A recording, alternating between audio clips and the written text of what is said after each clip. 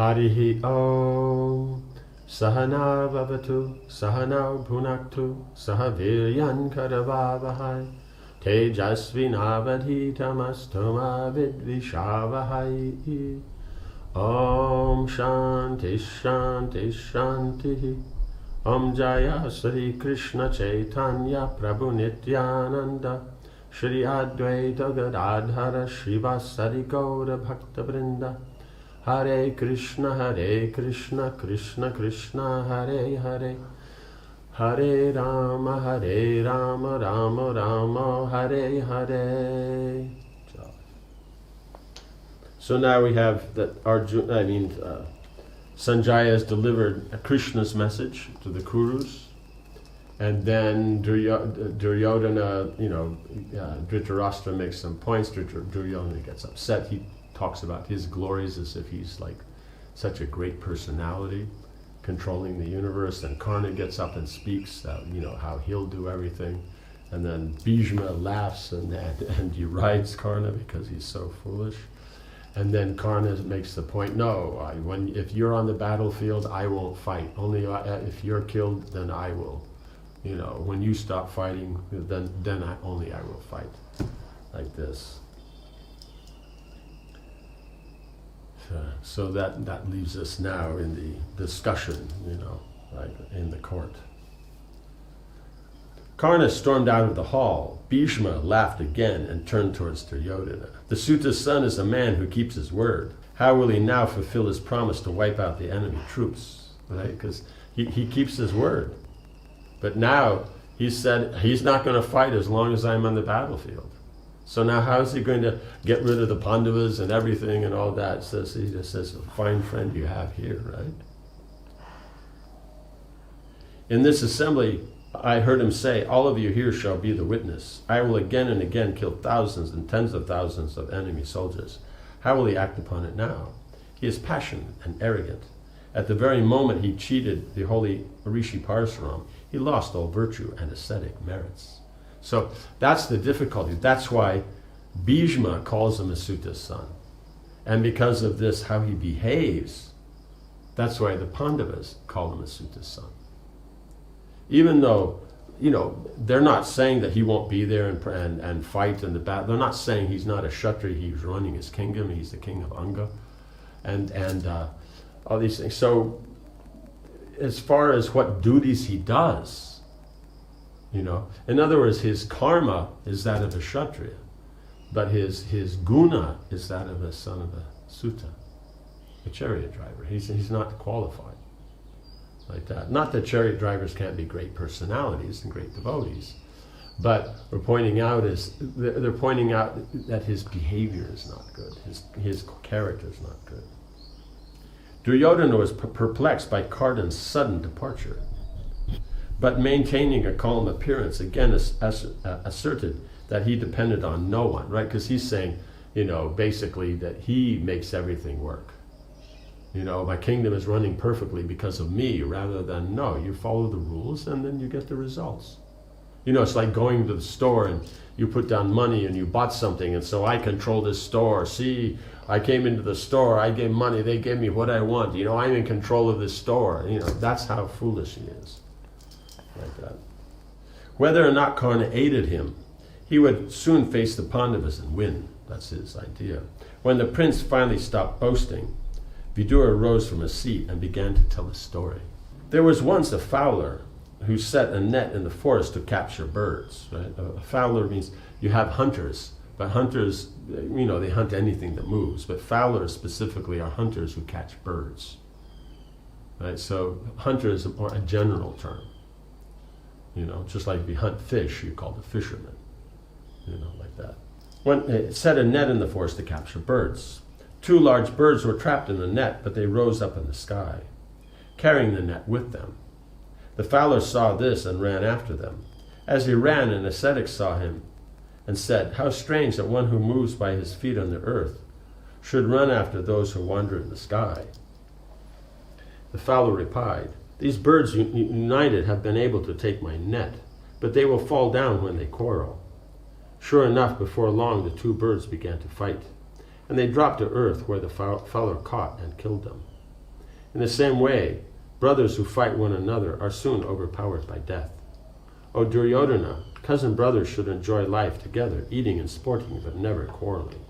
Right, so his point is because of this quarrel between the cousins, then there's going to be destruction.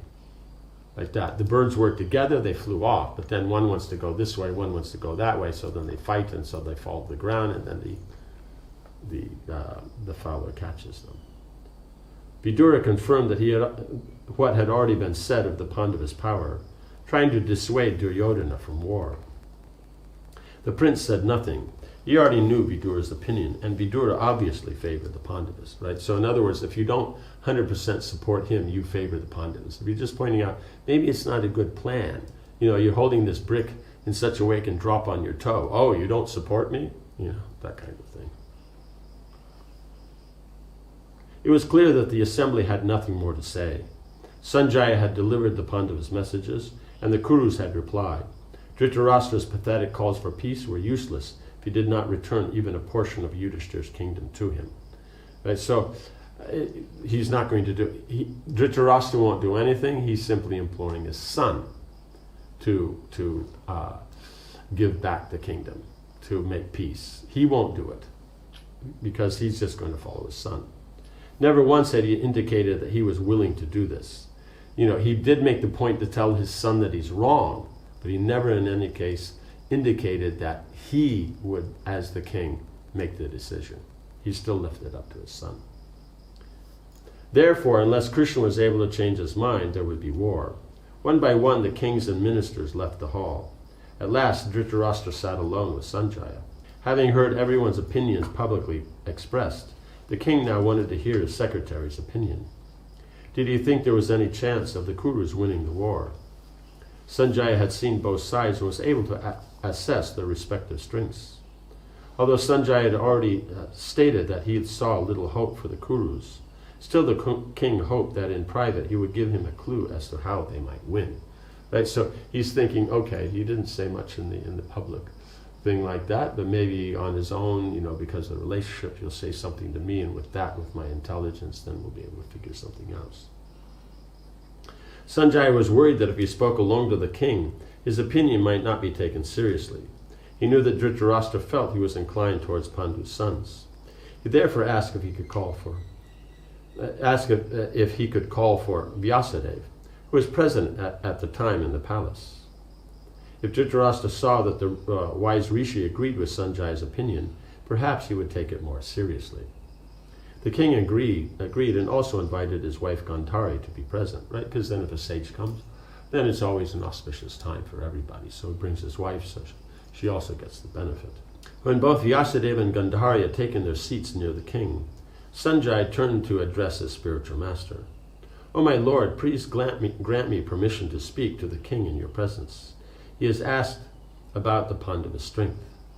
Vyasadeva lifted his right hand in blessing. "O Sanjaya, you should tell him everything about Krishna, for he is the Pandava's real power." With his folded hands, Sanjaya said, "O king, you have again and again asked about the strengths and weaknesses of the Pandavas.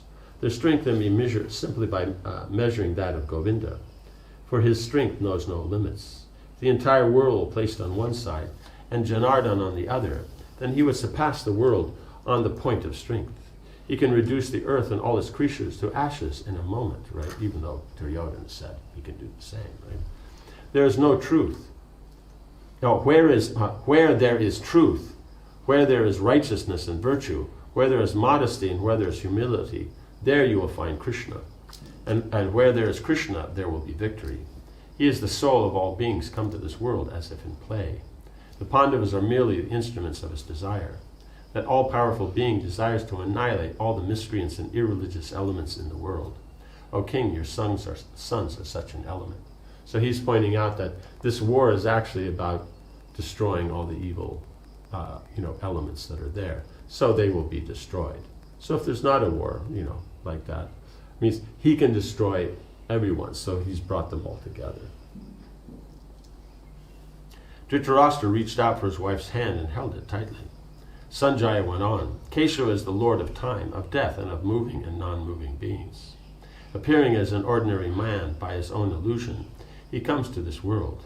Those who know him are not deceived. The old monarch was curious to hear more about Krishna. He had always known that his secretary accepted Krishna as the supreme deity. Sanjaya was Vyasadev's disciple, who himself worshipped Krishna, right? So that's there. Vidura worshipped Krishna, Bhishma worshipped Krishna. But he's never taken it so seriously before. So by this association and that mood of surrender, even though that it's a mood in fear, and so it doesn't have a purpose other than removing the fear. But if you can get enough association, then that fear can turn into, as you get a taste in Krishna consciousness, into something positive, and you can move forward. Right? The king was not sure. Krishna was certainly extraordinary. It was astonishing how he had killed so many powerful demons. And the rishis all extolled him as the original divinity. Yet he appeared so human, as I mentioned before, by his own illusory potency. The king asked, "How is it that you accept Krishna as the supreme God? Why do you know him as such and I do not? Please explain this to me if you feel it is appropriate, Sanjaya." Right? Because it's something more hidden. It's your own particular determination. So he said, if it's appropriate, tell why you have this kind of understanding and faith and I don't. Those who are too attached to matter cannot know that great personality, Sanjaya replied. To them he remains a mystery, or they simply do not accept his existence as God. Right? So either he's not God, they don't care, like Duryodhana, and like that. Karna at least says he's greater than everybody's saying he is. They're just pointing out that he's powerful, and Narayana Rishi, they defeat everybody, but he's saying no, he's greater than that. And then here, he's saying how he's beyond all of that. So then, for those who may not be inimical towards Krishna, he's just a mystery, like that. I am not enamored of material things, and have kept my desires in check. At the same time, I carefully study the Vedas and faithfully hear from holy men, such as my spiritual master Vyasadeva. Thus I have been able to know Keshava in some part. You too may acquire this knowledge, O king. Take shelter of Krishna, for he is your best well-wisher. Do not despise him or his advice. Your foolish son has no faith in Krishna and will lead you and the Kurus to destruction. So he's pointing out is, even at this point, if you take up the devotional process and all that, then you also will know Krishna. You can know more, because he's not supposed to be inimical to Krishna, he's just very attached. So he becomes bewildered. Gandhari nodded in agreement. Our wicked-minded son will certainly bring destruction upon us all. He is envious and vain and never listens to his elders' advice. After enhancing the joy of evil men and my grief, he will die at Bhima's hands. Only then will he remember his father's words. Vyasadeva, seated on an elevated seat spread with silk cushions, said, O king, you are dear to Krishna. Listen to my advice. Hear carefully from Sanjaya. He can tell you the path by which Krishna can be known, and accept it as one's shelter. Only due to excessive desire and hatred are men denied knowledge of God. Coveting wealth and fame in this world, almost all men are fully absorbed in illusion. Thus they come under the control of death again and again. A wise man therefore gives up all attachments and takes to the therefore gives up all attachments and takes to the path of liberation, which leads ultimately to Krishna. Dhritarashtra asked Sanjaya, so the path of liberation just means going out of the material world. And once you get out, you keep going to Krishna. Some get out and stop there and they're satisfied, but that's not enough, because they'll come back. But if you continue that inquiry and service to Krishna, then you'll keep going. Dhritarashtra asked Sanjaya to describe that path. After bowing before Vyasadeva, Sanjaya said, sense control is the beginning of the path. Performance of sacrifice without sense control will not allow you to know God. Right? So if you just do your ritual very nicely, but your whole purpose is the resultant sense gratification, you won't know God. But you perform your duties and whatever sacrifice is there with the senses controlled to please the Lord, then you can start to know the Lord. Renunciation of sensual desires arises from the awakening of true knowledge, which is born of wisdom. Wisdom is gained by experience and by hearing from the wise. True wisdom means controlling the senses. One with controlled senses will experience pleasure within as he proceeds on the path of self-realization. By this path you can attain Keshava, O king. Follow that path with a genuine desire to know and please that most ancient of deities, and success will be assured. Dhritarashtra asked his secretary to tell him more about Krishna's attributes and qualities. Sanjaya told him of Krishna's various names and their different meanings that describe him as a creator, sustainer, and ultimately destroyer of everything material and spiritual. Yeah, technically, spiritual is not destroyed. You could say he's the ultimate controller of everything material and spiritual. After hearing these descriptions, Dhritarashtra became thoughtful. He dismissed Sanjaya. After Vyasadeva had also left, he sat alone with his wife. The old king was perplexed. He could not deny Krishna's supremacy. Sanjaya's descriptions, supported by Vyas, were lucid and thorough. It was obvious that opposing Krishna and those backed by him was sure to end in defeat.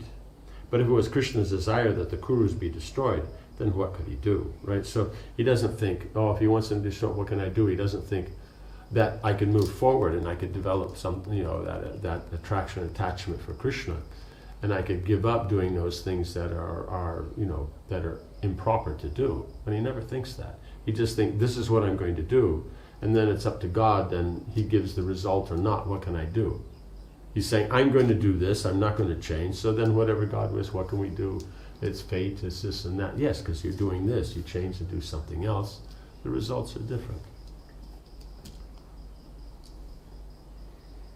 It seemed that his actions were all useless in the face of the Lord's divine plan, right? Because then it's like, oh, well, what can I do? It's not me. In other words, you try to control everything, and if it doesn't work, then you make yourself the victim. What can I do? As others. Dhritarashtra sat sighing and holding his head. Did Krishna really desire that his sons, relatives, and friends all be annihilated? Right? Why would he want them all killed? No, why are they all behaving so badly? Right? In other words, those who are impious, then that has to end so that the pious people can move forward. Otherwise, the universe is designed so that people can reawaken their means take up the path of self-realization and reawaken their love for Krishna. But if they don't do this, then of course, then they'll have to change bodies and try again. Why then was he coming to Hastinapur to establish peace? Because if he wanted this, then why would he be doing? Why would he want peace? It was a mystery the blind man could not unravel. Do we have more time? I think it means we have like another minute, but if it's the end of the chapter, I think we can. Okay. Yeah, so we'll just want to. So it's been pointed out before that he destroys the impious and establishes the pious, and so then if that's the case and his sons are the impious and they're supposed to be destroyed, why would he be coming to make peace? But the point is, it's the pastimes, it's their decision. And so because they're making the decision in this way. So if Dhritarashtra makes the decision differently, but Duryodhana does, then whoever does the right thing gets the right result. Because Duryodhana always looks at it, no, materially things are going good for me, and they're not going for the Pandavas, therefore I'm being supported, they're not. So who's saying that the demigods are on their side, not on our side? But he's not looking at it, no, there's the overall things. You can immediately do something, just like, let's say, the doctor says, don't eat this, it'll make you sick. But you eat it anyway. While you're eating it, there's no problem. As soon as you finish eating, you're okay, but give it a little time. A few hours, you get sick. So during that time, I'm eating like that, as the doctor's saying, or does he know like that? Look at my prowess, I'm so powerful, I can eat anything. That's like Duryodhana. And so then, that's the problem. Because people don't see is that, no, you have free will at any moment on what you want to do. You want to move forward in self-realization, or you want to move backwards. And so Dhritarashtra, not being a devotee, he's something inquisitive, but that inquisitive was based on fear, and so then it's not moving forward yet. So we'll see when Krishna comes, then how it comes. So that'll be the next chapter. So then the Pandavas consult Krishna, and then after will be Om Hare Krishna, Krishna Krishna, Hare Hare, Hare Rama, Rama Rama, Hare Hare. Jai Srila Prabhupada ki